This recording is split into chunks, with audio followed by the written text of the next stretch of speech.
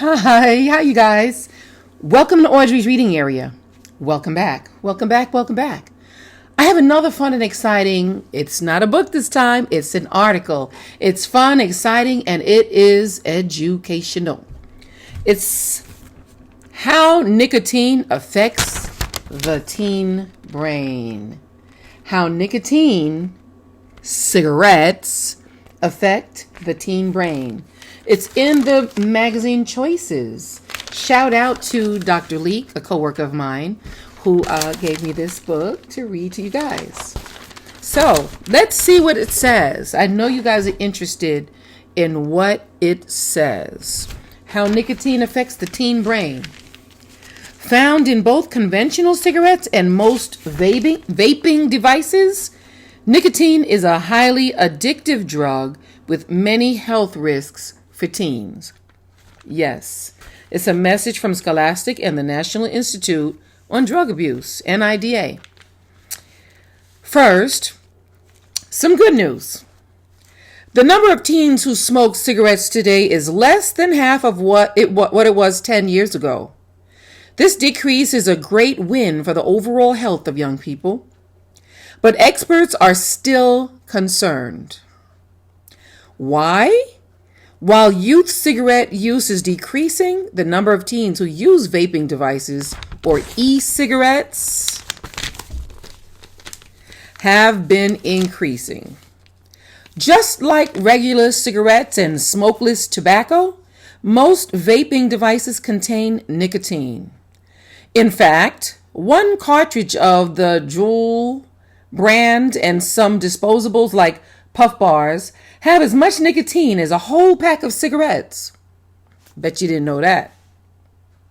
No matter what product it comes in, nicotine is a highly addictive drug and a serious risk to your health. How addiction happens. Our brains come with a built-in reward system. When you do anything enjoyable, like laughing, your brain releases a natural chemical like it's called dopamine.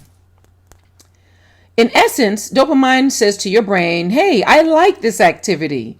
It's worth remembering and repeating. Nicotine takes advantage of the same reward system. When someone inhales nicotine, the drug enters the brain and triggers a surge of dopamine. But the amount of dopamine released is much greater than that from pleasurable everyday activities like eating a favorite food. Nicotine also causes the dopamine levels to remain elevated for longer than normal. The result? The brain receives a strong signal that it really wants to vape some more. Over time, this can lead to addiction. Addiction is a disorder that causes a person to continue use. In this case, taking a drug despite negative consequences. Yes. The long-term effects. Once someone has a nicotine addiction, quitting can be very difficult. One reason is that it may have withdrawal symptoms such as cravings for it or depression or anxiety and problem focusing and sleeping. Just a few hours after they stop using the nicotine. Yep. The person has a strong urge to vape again to relieve those symptoms, which makes it even harder for them to stop. Repeated exposure to surges of dopamine from nicotine can change how the brain reacts to natural levels of dopamine. When this happens, activities a person used to like may seem less enjoyable. Nicotine can also cause long-lasting changes to the brain circuits that control memory and self-control, leading to learning issues. Sometimes people turn to nicotine because they're stressed, but using the drug can actually lead to anxiety. If a person becomes dependent on nicotine, they can experience irritability and anxiety when they are without it for long. Yep. Protecting your brains. Protect your brains. Protect your brains. Your young brain is still developing.